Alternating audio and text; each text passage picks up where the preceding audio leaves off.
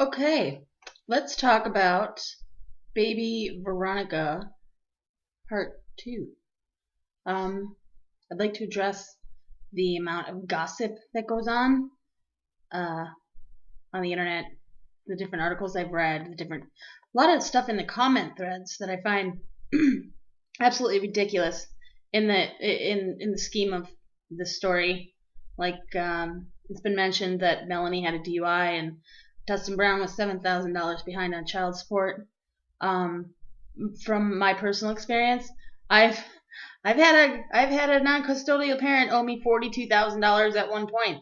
$7,000 is not the end of the world, and in this economy, the last decade, it's also not unusual. And to use that as a gauge of how well a person is able to parent a child, that's bullshit. It's bullshit. The fact that Melanie, if she did get a DUI, saying that instance makes her unfit to parent a child, it's also incredible bullshit. People make mistakes. None of us are perfect.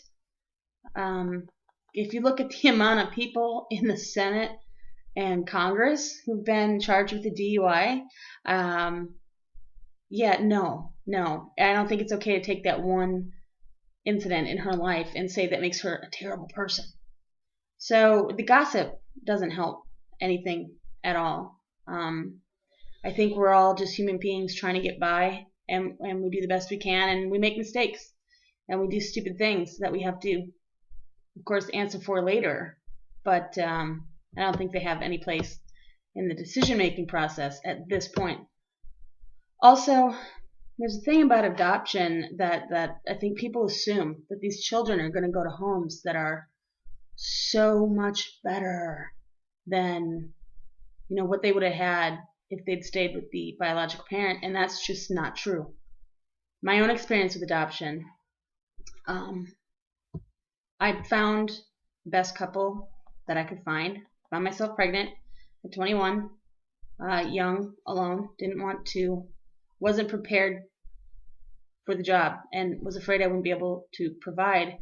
And that was important to me, that this child was provided for. And I found a wonderful couple who did just that. And 20 years later, I still think they're amazing. They're not perfect human beings. They've made mistakes, just like I've made mistakes. But the important thing was the love. And it was love that moved me to make that decision. And it was love that moved that couple to adopt the daughter that I gave birth to. And that's the major factor. The major factor is love and selflessness. I wanted her to have more for her life and for her future than I was able to provide, and that was more important to me than the pain that I experienced having to let her go. The couple that adopted her loved her more than the importance of a child being biologically related to them. It wasn't a factor. That did not matter.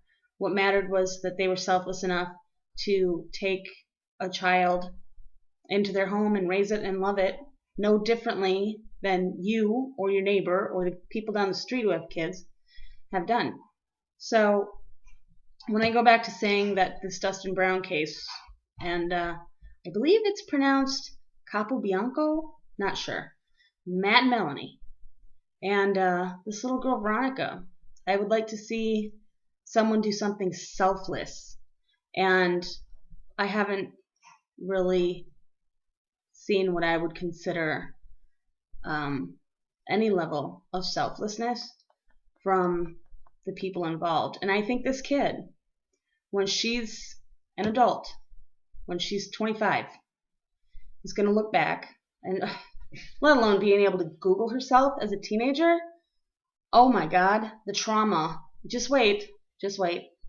But I think she'll look back on this and the information, and she's going to be a hot mess, and she's going to be supremely pissed off. Because I know me as a human being, if that's what I had to look forward to, and that's what I had to look back on, people would be in deep shit for the way they conducted themselves.